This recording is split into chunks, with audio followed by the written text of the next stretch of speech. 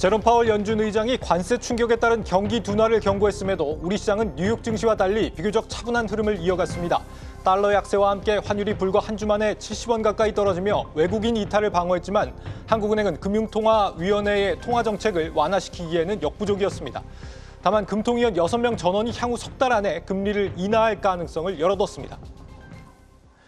여러분 안녕하십니까. 4월 17일 마켓워치 시작합니다. 이창용 한국은행 총재가 조금 전 브리핑을 마쳤습니다. 한국은행 나가 있는 취재기자 연결해서 주요 내용 들어보겠습니다. 유호성 기자, 오늘 한국은행이 기준금리를 동결한 배경으로 외환시장 변동성이 꼽히고 있죠?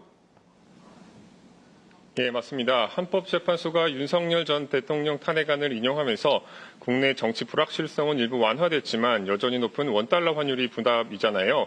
오늘 원달러 환율이 올해 들어 가장 낮은 1,410원대까지 떨어지기는 했지만 지난 며칠 하루 사이 30원 가까이 오르내릴 만큼 변동성이 큰 데다 여전히 1,420원대를 오가는 고환율 상황이 지속되고 있습니다. 여기에 미국 신정부 관세 정책 불확실성이 높아 섣불리 기준금리를 낮췄다가 금융 안정성을 해칠 수 있다는 우려가 크다는 건데요. 이 총재 발언 직접 들어보시죠.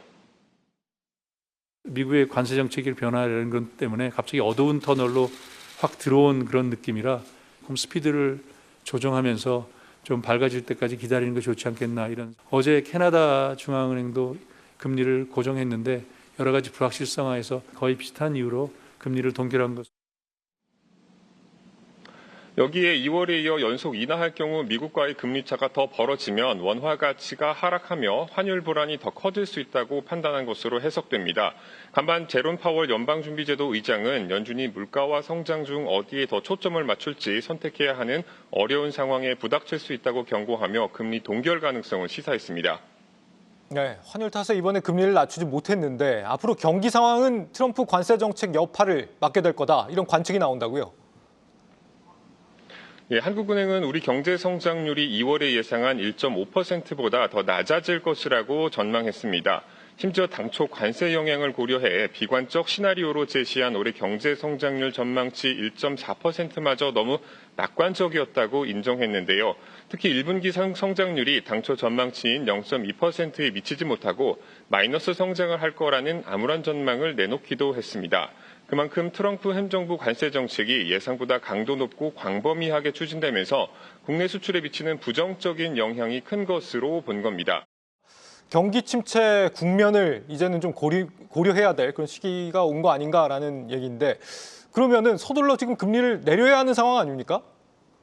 네, 오늘 금통위에서 금리를 인하해야 한다는 소수 의견이 나오기도 했습니다. 신성환 금융통화위원은 물가와 성장률만 놓고 보면 큰 폭의 금리 인하가 필요하나 환율과 가계부채 등 우려할 부분이 있는 만큼 0.2%포인트 인하가 적절하다고 밝혔는데요.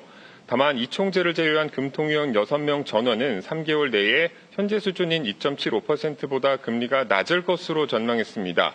5월에는 금리 인하 가능성이 높다고 본 건데요. 5월에 나올 경제 전망 수정치와 외환 시장 변동성 추이를 보면서 금리를 인하할지 결정하겠다는 겁니다. 앞서 이 총재는 올해 금리를 두세 차례 내리겠다고 했는데 경제 성장률이 떨어질 것으로 전망되는 만큼 금리 인하 속도와 폭에 대한 변화를 5월 전망 때 함께 내놓겠다고 언급했습니다. 경기 부양을 위한 재정 정책인 추경에 대한 논의도 급물살을 타고 있고 또 미국과 관세 협상도 이르면 다음 주 논의가 이어질 전망이잖아요. 한국은행은 성장 하방 리스크 완화를 위해 금리 인하 기조를 이어나가면서 물가와 가계부채, 환율 흐름을 면밀히 점검하겠다고 밝혔습니다. 지금까지 한국은행에서 한국경제TV 유호성입니다.